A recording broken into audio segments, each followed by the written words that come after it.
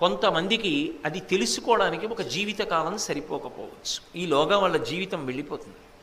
ఒక్కొక్కడు పరిశీలించుకుంటాడు. అందుకే అన్నిటికన్నా జీవితంలో గొప్పది ఏది అంటే, ఈ కంటికి కనపడుతున్న దాన్ని చూడడం కన్నా అసలు తన యందు దేని యందు అనురక్తి ఉన్నది అన్నది పట్టుకోవడం చాలా గొప్ప.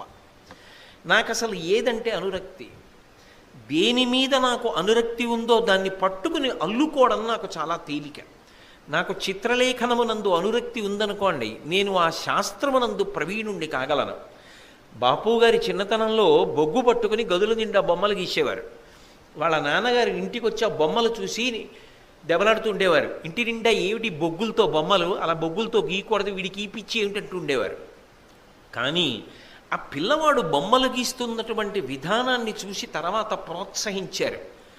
బాపు గారి బొమ్మ అన్న పేరుతో